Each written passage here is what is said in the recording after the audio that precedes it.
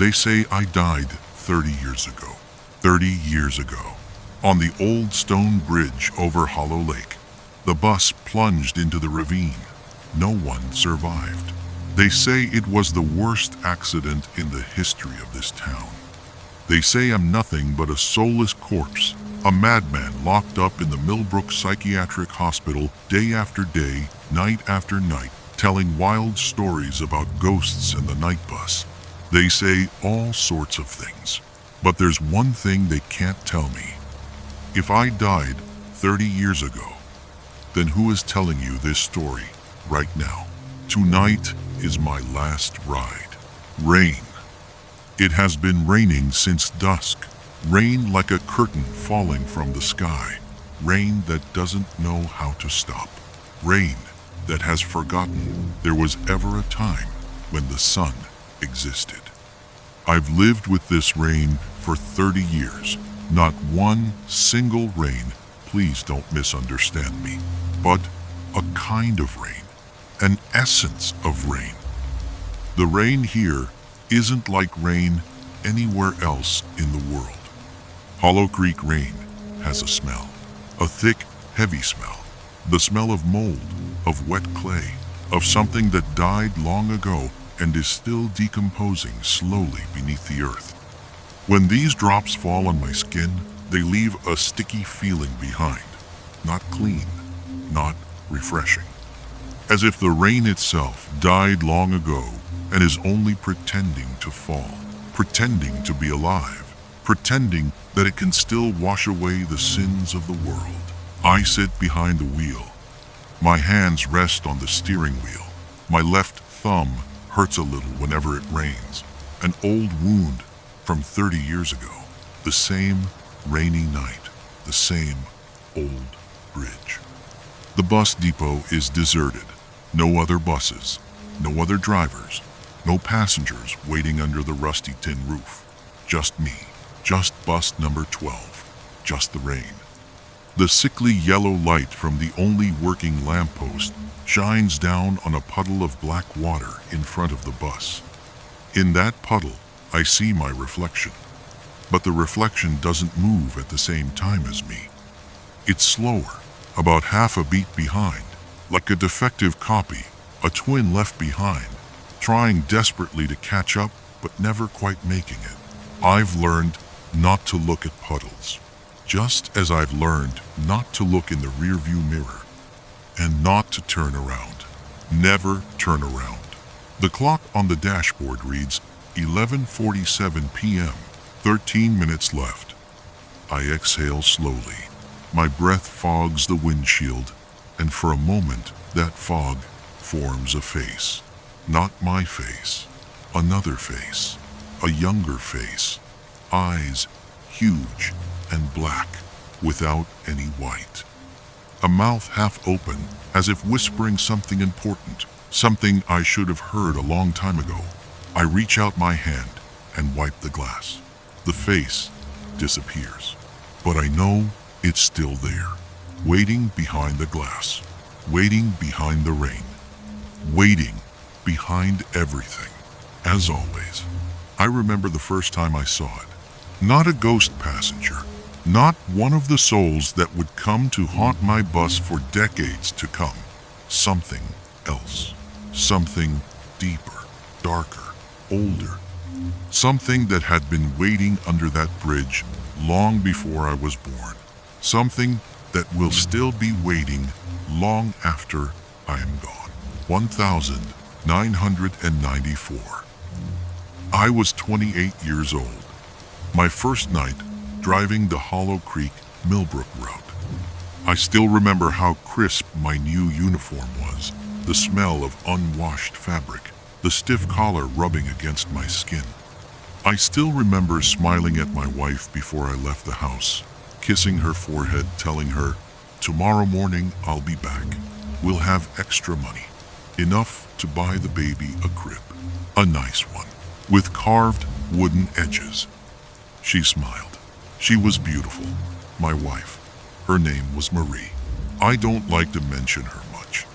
The further I go, the less I mention her. because every time I do, I find myself standing in front of the old house again, looking through the window, and I see her holding our son, singing a lullaby while the rain falls softly outside. The image is so beautiful, it makes me want to cry. But it isn't real.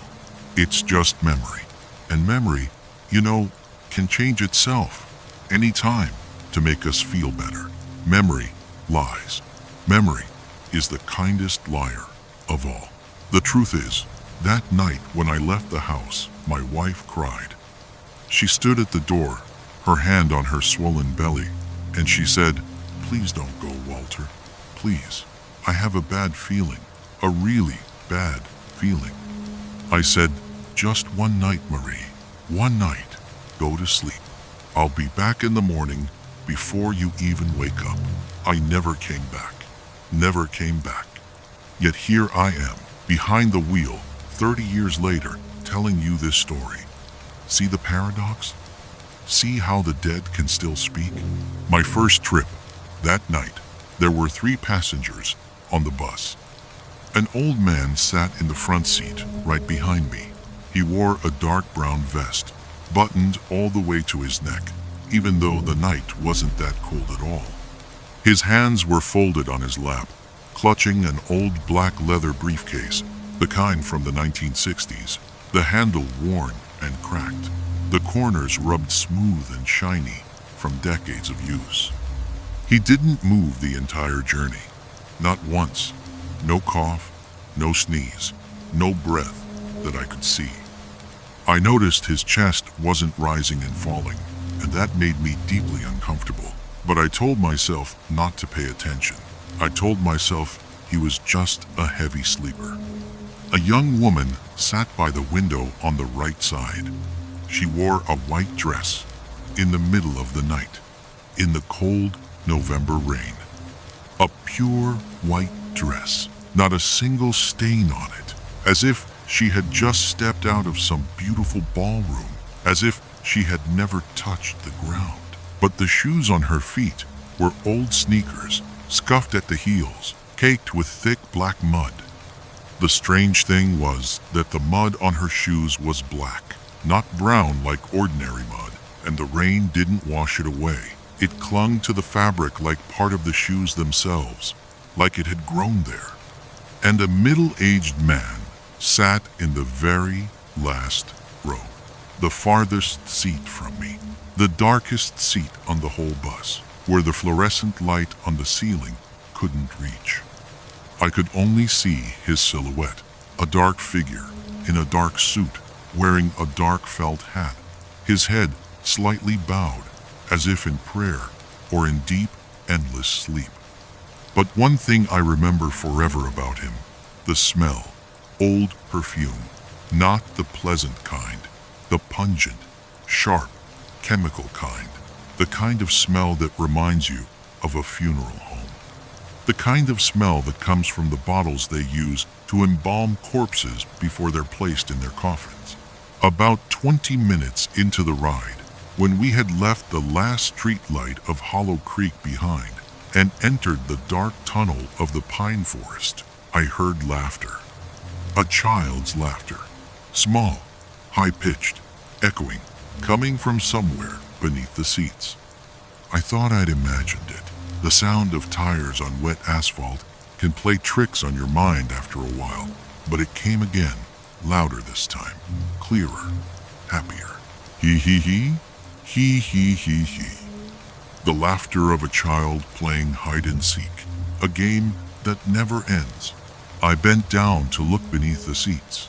Between the 4th and 5th rows, where the floor was darkest and the shadows were thickest, there was a small boy, about 4 or 5 years old. He wore a white shirt and gray shorts, no shoes, no socks. His bare feet were pale as milk. His skin was so white, so transparent, that I could see the blue veins beneath, running like tiny rivers under the surface. A map of death drawn on a child's body. His eyes were huge and black, without any white at all, exactly like the face in the fog on my windshield just now.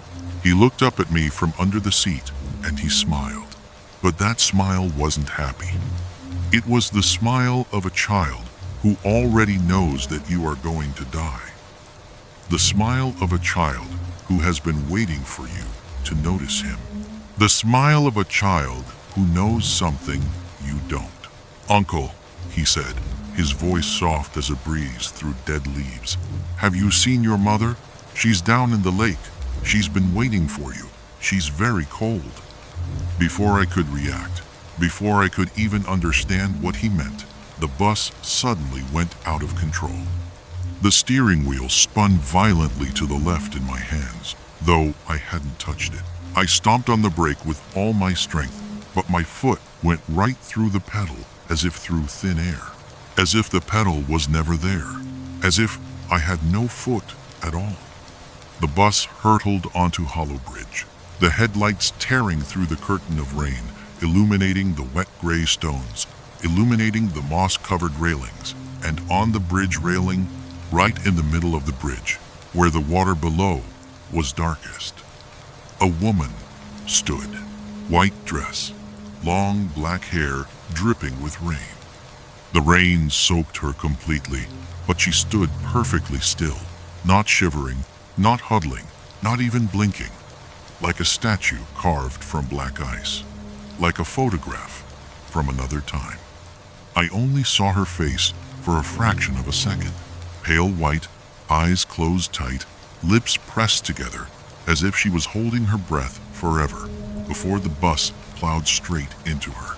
Glass shattered into a million pieces. Someone was screaming. Maybe it was me. Metal tearing, steel scraping against stone. And then, silence. The kind of silence that comes after the world ends. I woke up in a wet field, about 20 meters from the overturned bus. The rain was still falling. The bus lay on its side by the side of the road, windows smashed, wheels still spinning slowly in the cold night air. White smoke rose from the hood, twisting up into the darkness like a ghost leaving a body. I ran toward the bus. My legs were shaking. My ears were ringing. The old man in the front seat was dead. His neck was broken, bent at a terrible angle that no human neck should ever bend. His eyes were wide open, staring straight into the rain, as if he was still trying to see something. His briefcase had flown open, and instead of papers, instead of documents, a stream of black water poured out, carrying small black leeches, still squirming, still hungry. The girl in the white dress had vanished. I searched the whole bus, every row, every seat, every corner. No sign of her, no trace, no blood, no torn fabric. That white dress, that girl, that rain, all of it, as if it had never existed at all, as if she was never there. And the third passenger, the man in the felt hat. When I reached the last row, the darkest part of the bus, where the shadows still clung even after the windows had been blown out, I found him still sitting there, unharmed, unmoved. His dark vest still perfectly smooth, his felt hat still straight on his head. He was looking at me, and through the white smoke from the hood, through the thick curtain of rain, I saw his eyes, black, without any white, exactly like the child beneath the seat, exactly like death itself. He spoke. His voice was flat, empty, emotionless, like a recording played too many times. "You just killed 3 people, Walter, and a child." I shook my head. My mouth opened, but no words came out. The bus, it just spun by itself. "Do you want to make it right?" I didn't answer. I couldn't. "Keep driving," he said. "The night bus, Hollow Creek to Millbrook, every night. Never miss a night. You will carry the souls of those who died because of you. You will carry them and carry them and carry them until they forgive you." "How long?" I whispered. My voice was barely a sound. He smiled. The skin around his mouth cracked open. Tiny fissures appeared, like dry mud under the summer sun, and from inside those fissures, I saw teeth. But not human teeth. Not teeth that had ever belonged to anything alive. The teeth of something that had lived underground for too many centuries. Yellowed, sharp, crooked. Too many of them. Rows and rows. Forever, he answered. Then he stood up. He stepped off the bus through the broken window. He walked straight into the rain, and the rain swallowed him like a mouth closing. I never saw him again. But I knew he was still somewhere close, watching from the shadows, waiting by the bridge, counting the nights. But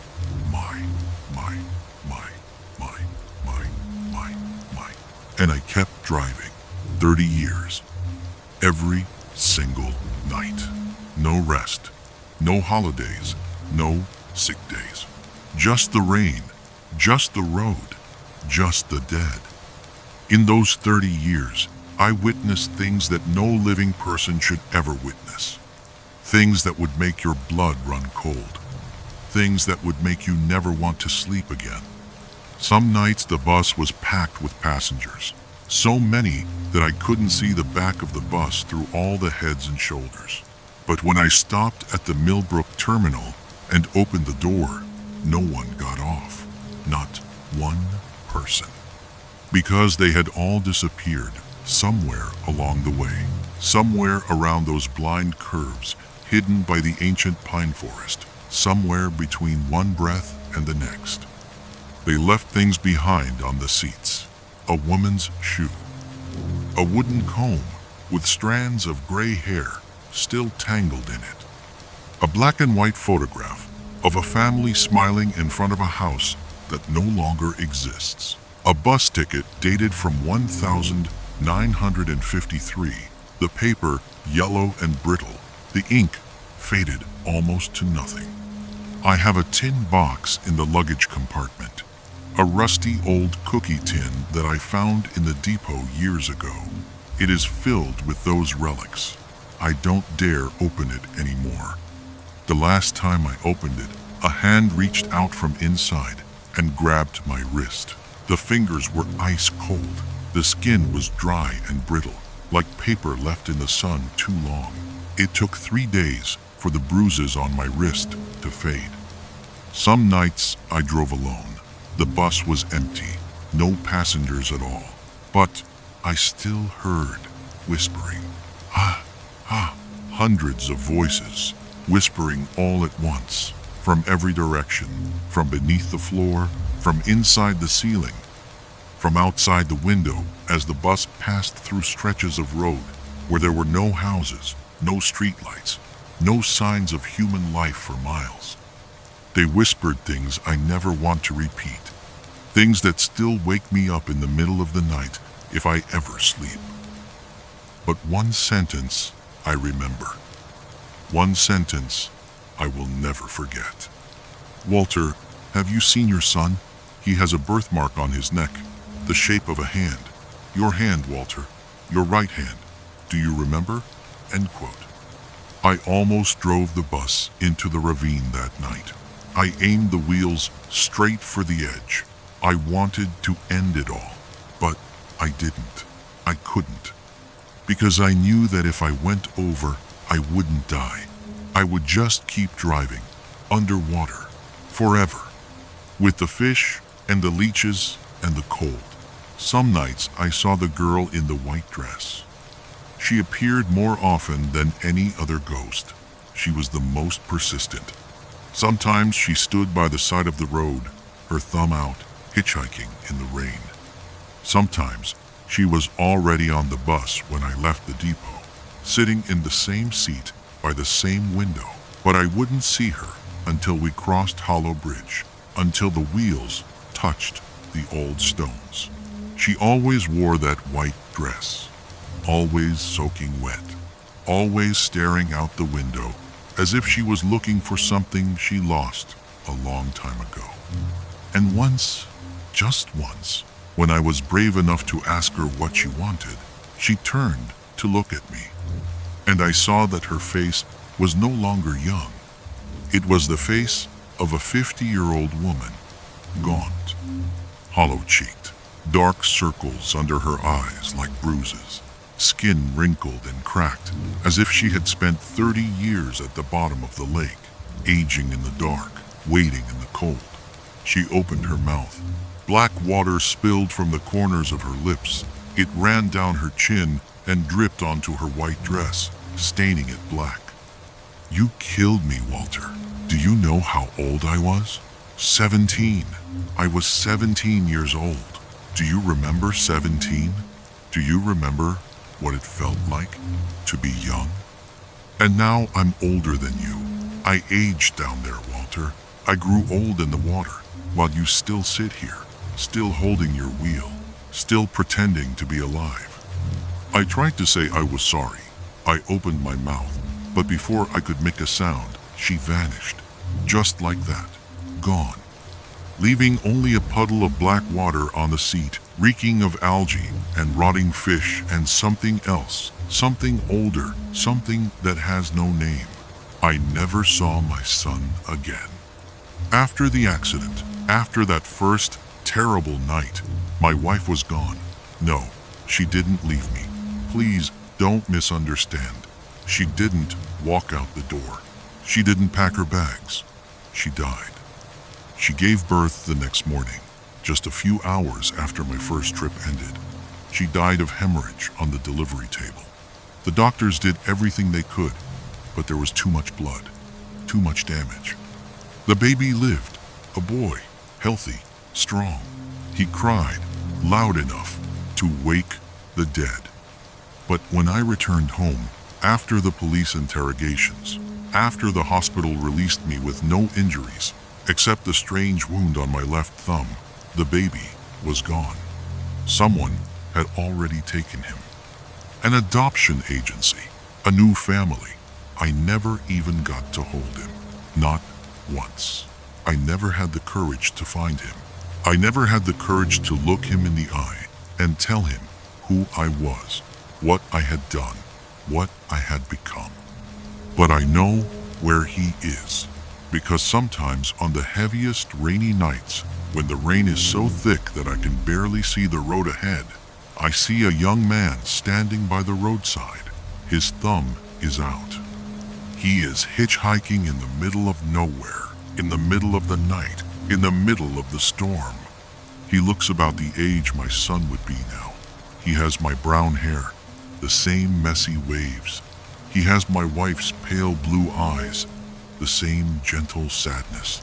And on his left wrist, just above his thumb, a birthmark, the shape of a hand, a small hand, a baby's hand. I never stop for him. I can't stop for him. Because if he got on that bus, if he sat down in one of those seats, if he looked at me with those pale blue eyes and asked me why I left him, why I never came for him, why I chose the dead over my own flesh and blood, I would have no answer. And I am not strong enough for that.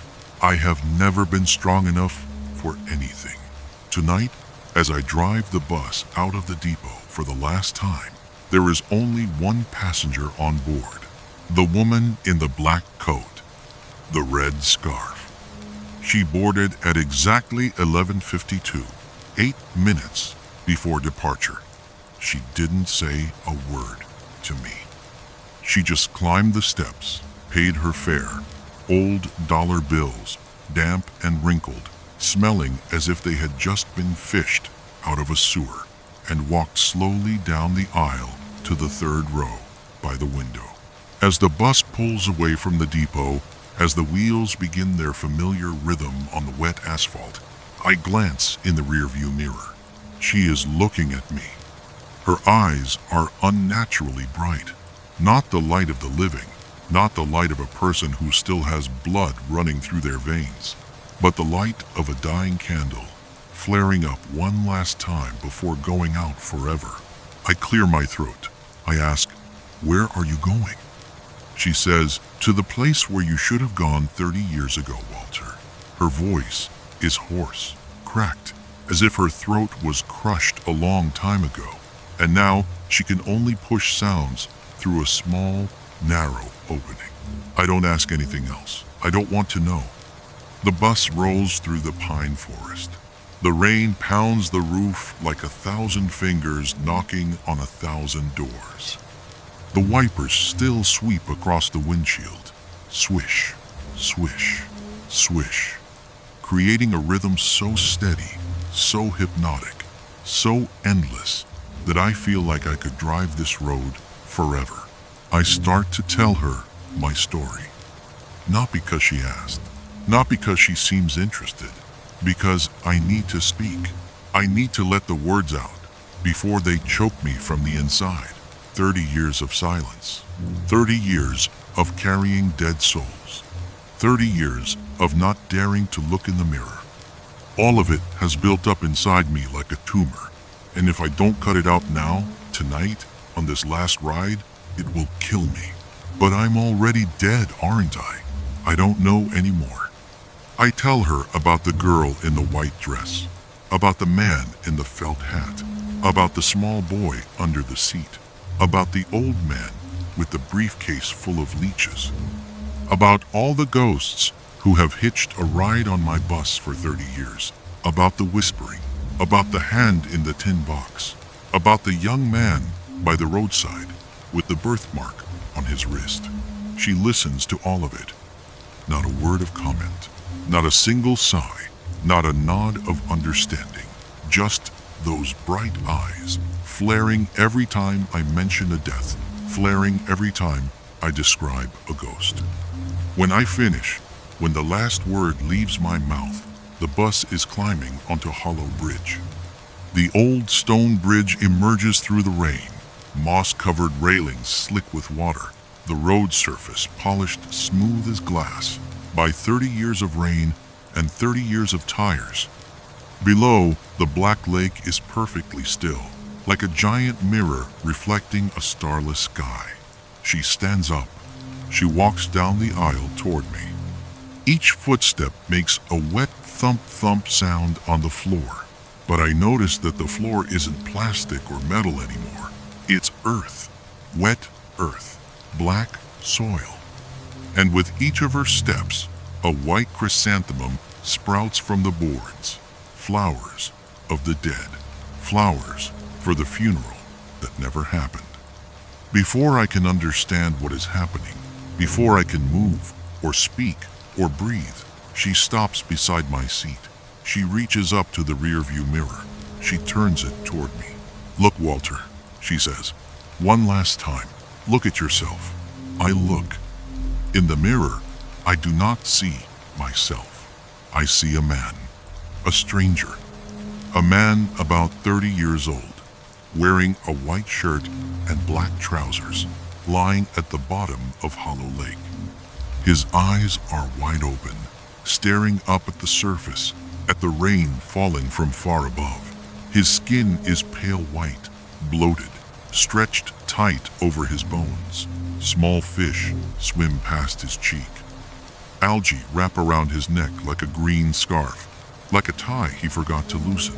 And on his left wrist, an old wound, a scar, a long, crooked scar from his thumb down to his wrist, just like mine, just like the wound I have carried for 30 years. The woman leans close to my ear. Her breath is cold. It smells of lake water. "You're not the driver, Walter," she whispers. "You never were. You're the passenger. You died in that first accident 30 years ago.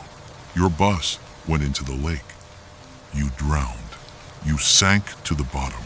And for 30 years, your soul has been sitting behind this wheel, carrying other souls back and forth, because you cannot accept that you are dead." I want to scream, but my mouth is full of water.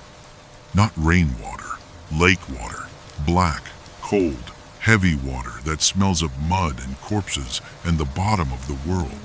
I choke, I cough, I try to breathe, but my lungs have no air in them. Only water, only the lake. She leans closer. Her face is inches from mine. 30 years, Walter. It's time to stop. She reaches for the gear shift. She pulls it into neutral. The bus slows. The wipers stop in the middle of their sweep. The engine dies with a final sigh.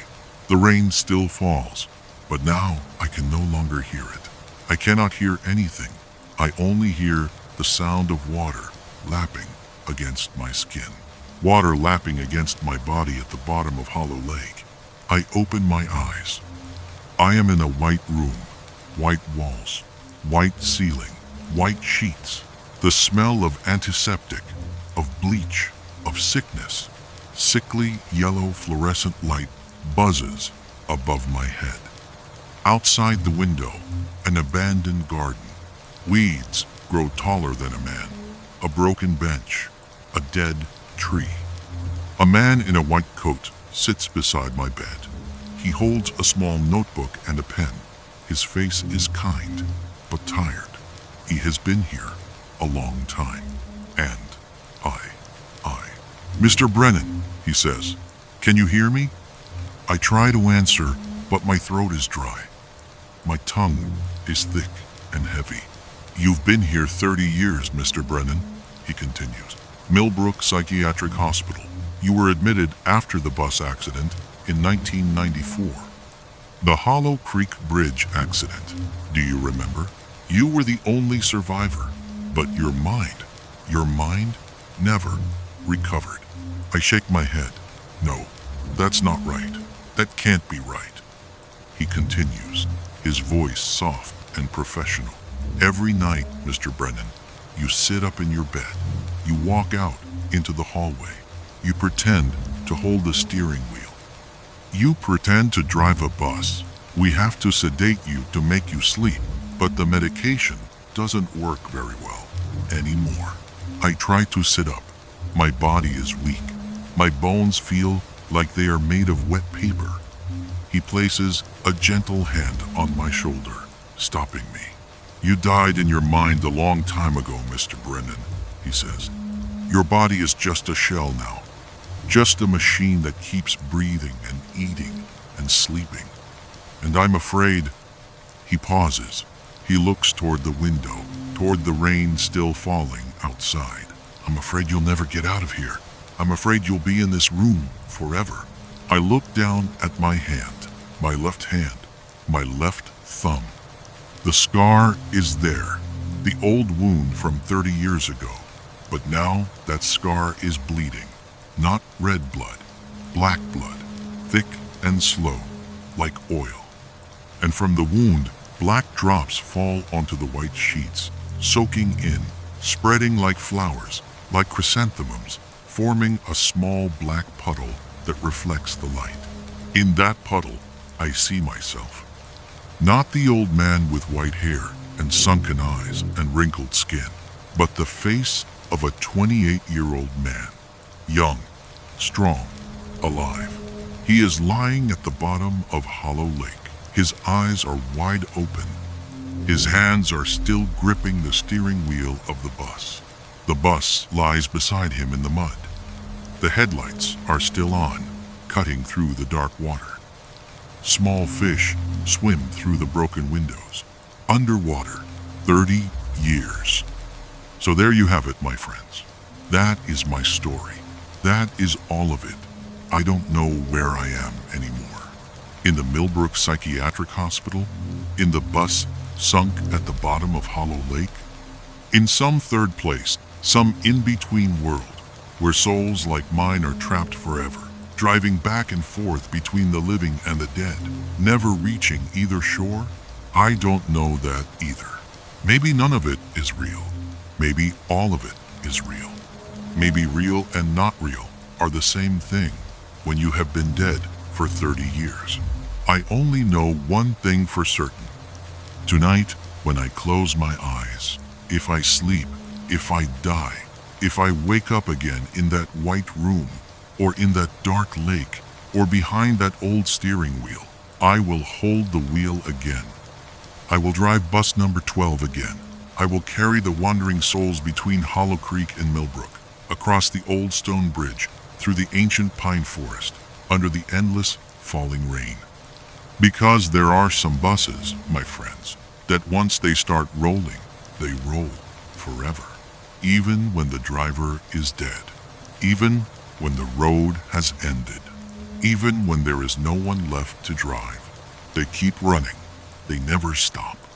And if one rainy night, one cold November night just like this one, you see an old bus parked in front of your house, its headlights are blazing, its doors are wide open, there is no driver in the seat. Do not get on. Please, I am begging you, do not get on. Because I will be sitting in the last row. I will smile at you with my dead smile. And I will tell you the words that no one told me before I stepped onto that fateful bus. Before I made that first trip. Before I drowned in the black water of Hollow Lake. This ride doesn't have a stop. This ride never ends. In room number 12 of the Millbrook Psychiatric Hospital, an old man lies on his bed. His eyes are wide open. He is staring at the ceiling. The lights in the room are off. The hallway outside is empty and silent. A nurse walks past the door. She stops. She listens. From inside the room, there is whispering. She presses her ear to the cold wooden door. If I died 30 years ago, the whispering continues. Steady, cold, clear. Then who is telling you this story? The nurse steps back. Her heart is pounding. Her hands are shaking. She wants to run and get the doctor. She wants to run and never come back to this hallway again. But before she can turn away, before she can take a single step, she hears another sound. From outside the window at the end of the hall, the sound of a bus engine, old, rumbling, idling, very far away, and very, very close. And then, through the thick, cold rain of a dark November night, she sees headlights tear through the darkness. They shine straight through the window, straight down the hallway, straight into room number 12. They illuminate the pale white face of the old man lying on the bed, and his eyes, those pale blue eyes that died so long ago, those eyes that have not seen the sun in 30 years, are looking straight at her, smiling.